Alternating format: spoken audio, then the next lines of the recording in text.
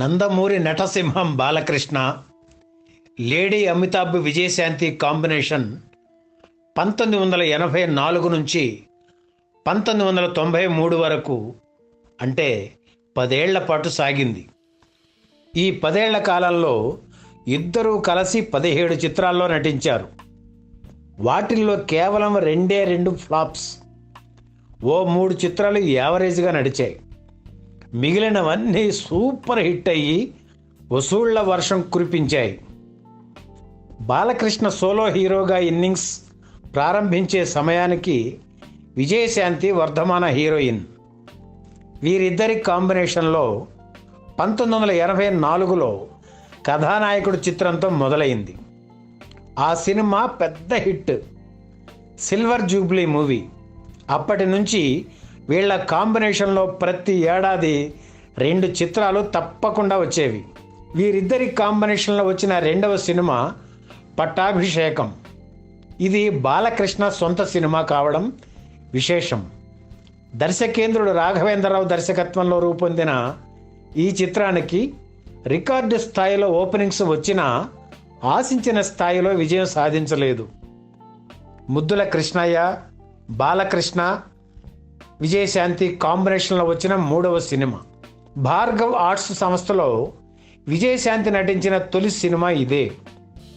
చిత్రం ఘన విజయం సాధించడమే కాకుండా 3 కేంద్రాల్లో 365 రోజులు ఆడింది.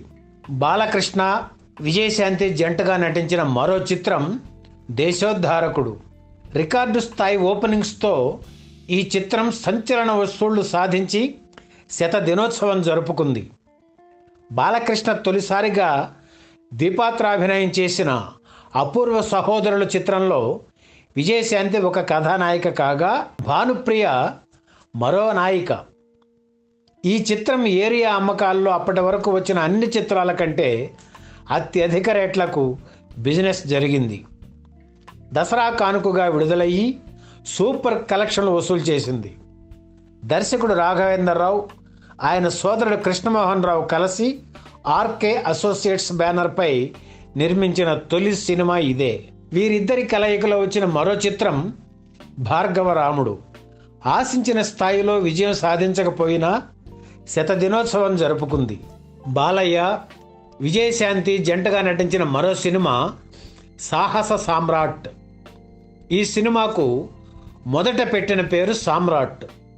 అయితే హీరో కృష్ణ పెద్ద కుమారుడు రమేష్ బాబును హీరోగా పరిచయం చేస్తూ నిర్మించిన చిత్రానికి కూడా అదే పేరు పెట్టడంతో వివాదం మొదలైంది. టైటిల్ కోసం ఇరు వర్గాలు పోటీపడి చివరకు కోర్టు కూడా వెళ్ళారు. ఆ పోటీలో హీరో కృష్ణ వర్గానిదే పైచేయి అయ్యింది.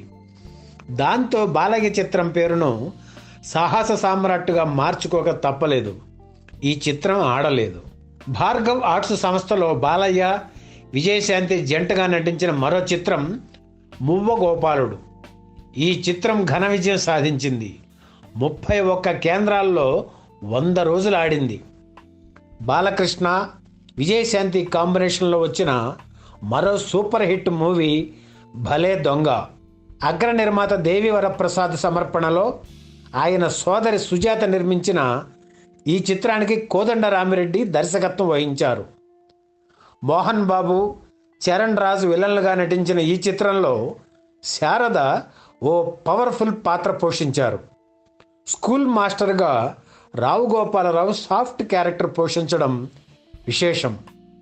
38 కేంద్రాల్లో 100 రోజులు పూర్తి చేసుకున్న ఈ చిత్రం శతదినోత్సవం 1989 జూన్ 10న బాలకృష్ణ పుట్టినరోజు సందర్భంగా మద్రాస్ మెరీనా బీచ్లో జరిగింది. తెలుగులో అన్నా చెల్లెళ్ల కథలు చాలా వచ్చాయి. వాటిల్లో నాటికి నేటికి ఈనాటికి ఆణిముత్యం రక్త సంబంధం చిత్రం. ఆ పోకడలతో రూపుదిద్దుకున్న చిత్రం ముద్దుల మామయ్య. ఇందులో బాలకృష్ణ, సీత అన్నా చెల్లెళ్ళుగా నటించారు. విజయశాంతి కథానాయిక. 1989 ఉగాది కానుకగా విడుదలైన ముద్దుల మామయ్య చిత్రం స్లాబ్ సిస్టంలో తొలిసారిగా 28 కేంద్రాల్లో శతదినోత్సవం జరుపుకుంది. ఈ సినిమాలో బాలయ్య చేసిన బ్రేక్ డ్యాన్సులు అప్పట్లో ఓ సంచలనం సృష్టించాయి. బాలయ్య, విజయశాంతి జంటగా నటించిన మరో చిత్రం ముద్దుల మేనల్లుడు మంచి వసూళ్లతో 100 రోజులు ఆడింది. బాలకృష్ణ, దర్శకుడు బి గోపాల్ కాంబినేషన్లో తొలి సినిమా లారీ డ్రైవర్. పక్కా మాస్ హీరో అయిన బాలకృష్ణకు టైలర్ మేడ్ సబ్జెక్ట్ ఇది. విజయశాంతి కూడా ఇందులో మాస్ క్యారెక్టర్ చేశారు.